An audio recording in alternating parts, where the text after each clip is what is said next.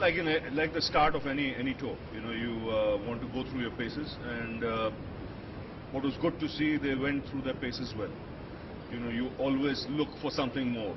You cannot have an almost always perfect game, but I thought the bowling was good. When you consider they haven't played for some time now, the batting looked a little rusty, but then that's understandable. The fact that they got some time in the middle, will come handy over the next few weeks. He's young, he's got that exuberance of youth. He's in your face kind of character, and with all these tours, he's only going to grow in experience. And I have absolutely no doubt in my mind he's got some real qualities of being a leader. It's this experience that will help him immensely. This team, I believe, has the potential to do better than a lot of Indian teams have done overseas. They showed that in Australia by breaking the jinx, running Australia close in a hard-fought series, where we've seen sides go down 4-0, but we had two battling draws on the two last days of two test matches, Sydney and Melbourne. Had a good test in Bangladesh. So I think they're on a good run. It's a case of getting a unit where you have the ability to take 20 wickets in all conditions. It's pure as simple as that. If you can get an attack that can take you 20 wickets in all conditions, this side will be an extremely dangerous side, because the batting potential is there for everyone to see. It's a question of taking 20 wickets. Whether you need 5 bowlers to do that, then take 5 bowlers. You need 6 bowlers to do that, take it. Because the brand of cricket I want India to play is, you don't go out there to draw games. You go out there to win games. So let's get one thing clear. To win games, you need 20 wickets. Now, if it needs 6 bowlers, so be it. If it needs 5 bowlers, so be it. If it needs 4 bowlers, so be it. The endeavour is to take 20 wickets. And sometimes you can do it with 4. Sometimes you need 5 in different conditions. 6 will be far-fetched, but we'll need a couple of batsmen to be bowling there. Massive difference, and especially if they get conditions where there is that extra bounce. You saw what they did in Australia. They bowled out every side. They took 77 out of 80 wickets in a World Cup, which is unheard of, from an Indian team overseas. And I've been involved with Indian cricket since 1980. And as a player, as a broadcaster, I've not seen a side or a season where we have 3 or 4 fast bowlers who are bowling at 140.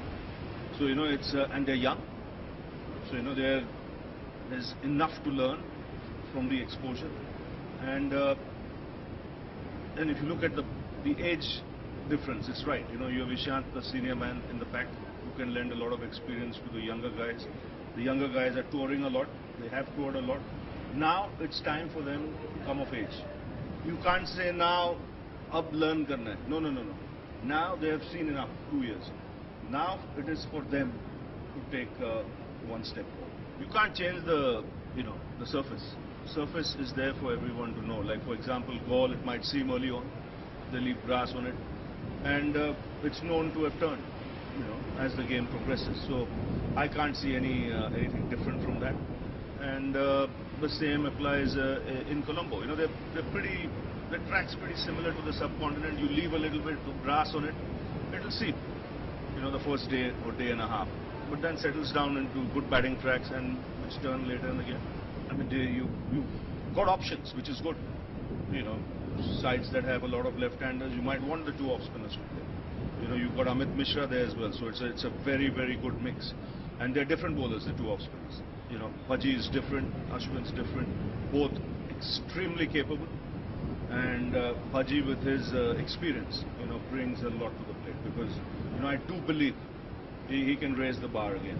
I really believe in Test match cricket, he can raise the bar again. I say 5 batsmen don't do the job, chhata kyun chahiye yaar? And I like to run a game close. I always believe you run a game close. And by getting 550 runs, you're not going to win the game. You're not going to take 20 wickets. You can win the game if you get 350 runs and bowl out the opposition for 300. You make the game closer. So, if you pack your side, sometimes you might need 6 batsmen, because the conditions are so bowler friendly that you don't want to waste another bowler. You want to use your 4 best bowlers and give them more bowling. And then just use one of the 6 batsmen who can bowl a bit as a part-time.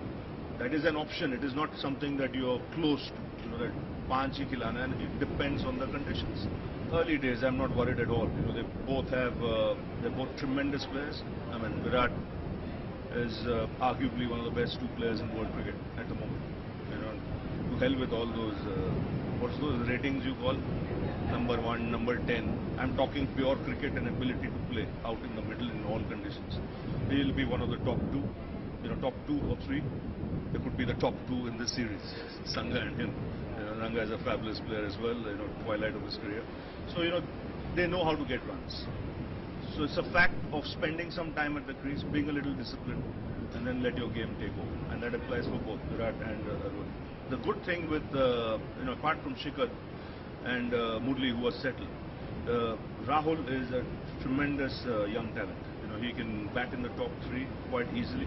He's very young, so you know he's got a career in front of him. As far as Shikhar is concerned, I've been a big fan of his ability. He can do the job for India what Sehwag did, the brilliant Sehwag did for many years. You know, people now that he's not playing will realize that you know, and they kept talking of the top 4. You know, Sachin, VVS, Saurav, and Rahul. They never mentioned Viru. Viru was as big or bigger than you know, those top 4 when it came to test matches and in setting up games. He was massive, and that's the job Shikhar can do.